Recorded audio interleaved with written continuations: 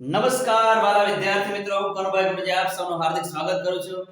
વિદ્યાર્થી મિત્રો, આજે આપણે પ્રકરણ 8 ત્રિકોણમિતિનો પરિચય એનું ઉદાહરણ 7 શીખીશું. જો વિદ્યાર્થી મિત્રો તમે મારી ચેનલ ઉપર નવા હોય તો ચેનલને સબસ્ક્રાઇબ કરી દેજો. ઉદાહરણ 7 ત્રિકોણ PQR માં Q કાટખૂણો છે. PQ બરાબર 3 સેમી અને PR બરાબર 6 સેમી હોય તો ખૂણો QPR અને ખૂણો PRQ શોધો. હવે અહીંયા આપણને આ જે ત્રિકોણ PQR છે, કાટકોણ ત્રિકોણ છે ને, એની અંદર એક PQR બાજુ આપેલી 3 સેમી, PR બાજુ આપણને 6 સેમી આપેલી છે. આના આધારે ખૂણો P અને ખૂણો R આપણને શોધવાના કયા છે. વિદ્યાર્થી મિત્રો, જો આપણને કોઈ પણ ત્રિકોણની બે બાજુ આપેલી હોય અને ખૂણા શોધવાના કીધા હોય તો બધા જ ખૂણા શોધી શકીએ. બંને જે લઘુકોણો છે શોધી શકીએ. અને બીજો, જો એક લઘુકોણ અને એક બાજુ આપેલી હોય તો પણ આપણે બીજી બાજુ અને ખૂણા શોધી શકીએ. બરાબર, અહીંયા આપણને બે બાજુઓ આપેલી છે, એના આધારે અહીંયા ખૂણા શોધવાના છે. સૌપ્રથમ આપણે ખૂણો QPR છે ને એને શોધીએ. હવે અહીંયા ખાસ તમને ખબર પડવી જોઈએ કે કયા ગુણોત્તરનો ઉપયોગ કરીશું તો આપણને જે પણ ખૂણો છે એ મળી જશે.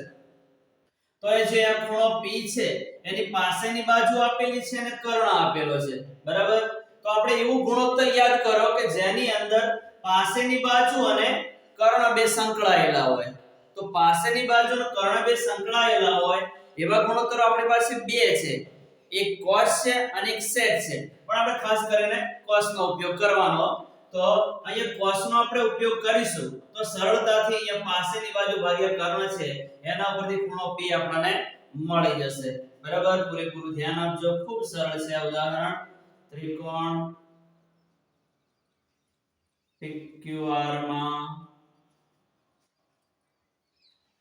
ખૂણો Q બરાબર 90. આટલો થોડો ઉલ્લેખ કરી દેવાનો છે.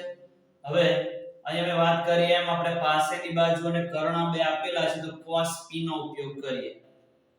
તો ધ્યાન આપજો, cos P બરાબર cos P નો મતલબ થશે P ની પાસેની બાજુ ભાગ્યા કર્ણ.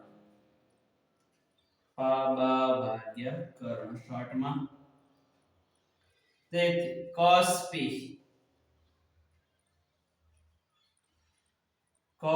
P બરાબર, ચલો અહીંયા P ની પાસેની બાજુ કઈ છે? PQ છે. PQ અને કર્ણ છે PR. કાટખૂણાની સામેની બાજુને કર્ણ કહેવાય. PR. તે હાલ cos P લખતા આવીશું. PQ આપણી પાસે 3 છે. PR 6 છે. આના છેદ ઉડાડી દો તો 3 1 3 અને 3 2 6. 3 3 ઉડી જશે તો આપણને અહીંયા મળી જશે cos P બરાબર 1/2. ચલો વિદ્યાર્થી મિત્રો, યાદ કરો આપણા કોષ્ટક મુજબ cos ની એવી કઈ કિંમત છે, cos ની કયા ખૂણા માટેની જે કિંમત છે, ત્રિકોણમિતિય મૂલ્ય છે જે 1/2 છે. ચલો યાદ કરો. cos P બરાબર યાદ આવી ગયું. તો કોના માટે છે? cos 60° માટે. કોના માટે? cos 60° માટે. તો બંને બાજુથી cos હવે દૂર કરીએ તો P આપણને કેટલા મળશે? 60°. આખું નામ લખી દઈએ QPR. P એકલા લખો તોય ચાલે, પણ આપણે રકમમાં માંગ્યું છે એટલું લખીએ તો ખૂણો QPR બરાબર આપણને કેટલા મળી ગયા? 60°. બરાબર, તો આ ખૂણો છે આપણને 60° મળી ગયો.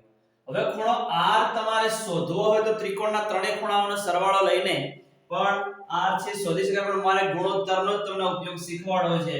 એટલે હજુ આપણે અહીંયા હવે મારે R શોધવો હોય તો કયા ગુણોત્તરનો ઉપયોગ કરીશ? વિચારો. ચાલો, ખૂણો R માટે ખૂણા R ની સામેની બાજુ આપેલી છે, કર્ણ આપેલો છે. તો સામેની બાજુ ભાગ્યા કર્ણ વાળો ગુણોત્તર કયું છે આપણો? એક sin છે અને cosec પણ છે.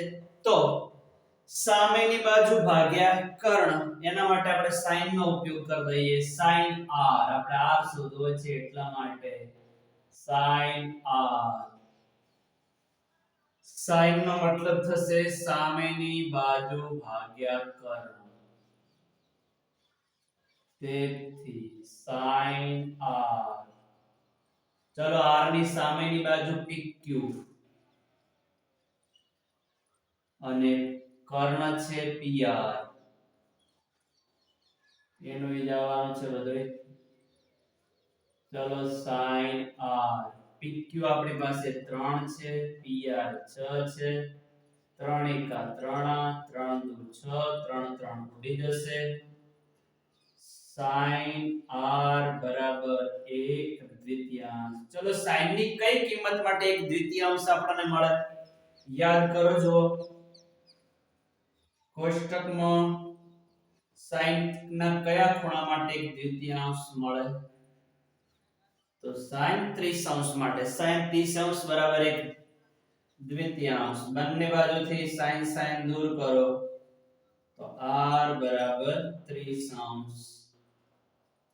હવે આપણે અહીંયા આખું નામ PRQ છે તો એ લખી દઈએ. તેથી ખૂણો PRQ બરાબર 30°. તો આ રીતે સરળતાથી આ બંને ખૂણા છે આપણે શોધી શકીએ. ખૂણો r આપણને કેટલો મળી ગયો હવે 30° મળી ગયો. હવે વિદ્યાર્થી મિત્રો આ પ્રકારનું પ્લેલિસ્ટ બનાવેલું છે જેની અંદર થિયરી સ્વાધ્યાય 8.1 ના તમામ દાખલા, સ્વાધ્યાય 8.2 ના તમામ દાખલા, સ્વાધ્યાય 8.3 ના તમામ દાખલા અને ઉદાહરણ 1 થી 6 બધું જ પ્લેલિસ્ટમાં મૂકેલું છે તો એને જોઈને શીખવાનો પ્રયત્ન કરજો. અને વિદ્યાર્થી મિત્રો હજુ તમે મારી ચેનલને સબસ્ક્રાઇબ ન કરી હોય તો સબસ્ક્રાઇબ કરી દેજો. Thank you very much. ખૂબ ખૂબ ધન્યવાદ. જય મા સરસ્વતી.